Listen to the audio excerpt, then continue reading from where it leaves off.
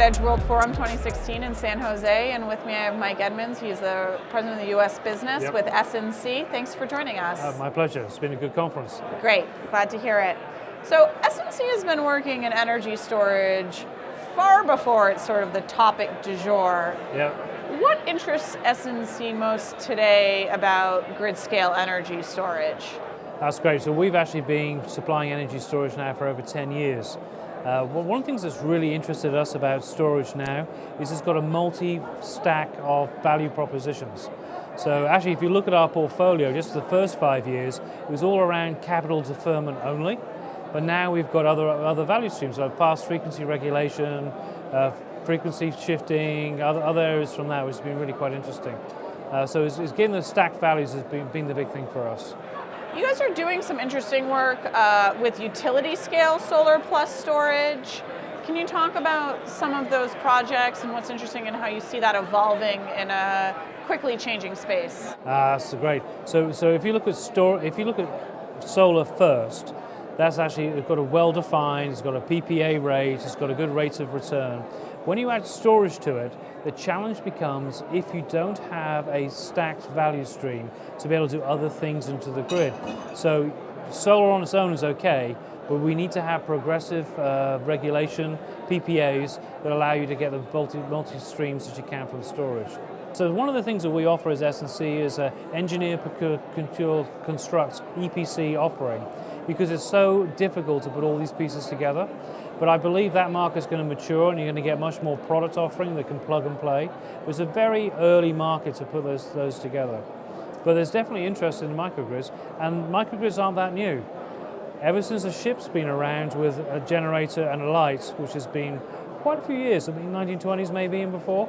So microgrids aren't new, it's how they're being applied to the utility space. And the key thing about a microgrid is not independence from the grid, it's the ability to disconnect from the grid when it's needed and operate on its own and reconnect. Its normal operation is to be connected to the grid. It's got to be available though for when the grid isn't there. Right, yeah, absolutely. I want to pivot just a little bit because S&C does a lot of very interesting work in self-healing grids.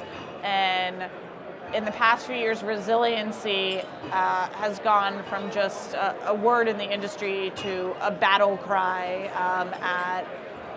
particularly for states that have been hit very hard by storms. And can you talk a little bit about the evolution for your technology in self-healing grids and the sales pitch for those, just even in the past 5-6 years, I think it must have evolved. Yeah, so from a self-healing grid, we use distributed intelligence, which literally is devices like the Waze app today on your iPhone. Think of it that way, that it talks to each other. So it's not some sort of substation connected device. So actually getting that accepted in the last 5 years has been one of the big hurdles, because centralized control still is really the comfort zone. So getting distributed intelligence accepted and understanding that it can work alone and not connected to the main grid is still an acceptance challenge we have today. But the good news is, I think many more people are accepting it. We've seen sales improve around our devices that have self-healing and everything built in. The devices also have other things that are capable of doing. For example, we have one device, the so-called interrupter, that actually has the ability to save a transformer damage, because you're not constantly reclosing, damaging the transformer. So there's multiple other reasons to put this technology in the grid, not just to self-heal, but actually care and tender for the grid. So that's one of the things we talk about now. It's not just the self-healing part and the distributed intelligence. It's about what do you need to do about the grid itself? What are the features and benefits you need to bring from the grid?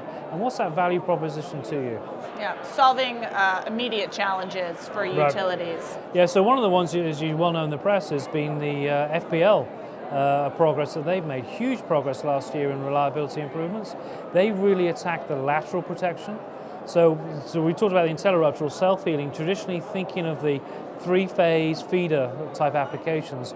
But laterals, there are far more laterals in this country, single wires, single phase, and putting devices there to actually self-heal quickly has made dramatic improvements, both saving operating costs, which of course is great for bottom line for utilities and businesses, but at the same time making huge improvements for the consumers. You think you have temporary faults of 50 to 70% of the time, they're eliminated. So the time you're going to have the lack of power for hours and hours to be fixed, suddenly those goes. That's actually what's happened with FPL. They've made dramatic improvements. So it's now for us is beyond just the self-healing. It's what do you do with the rest of the grid now as well to improve reliability? All right, really interesting stuff. Mike, you've been a great part of this conference. We're happy to have you, so we appreciate your participation and happy to have S&C It's always here. been a good conference. We enjoyed this year. Well, great. We hope to see you at Grid Edge World Forum. You will. You'll see us next year, and it'll be a bigger conference. Great. Good. Thank you very much. No problem.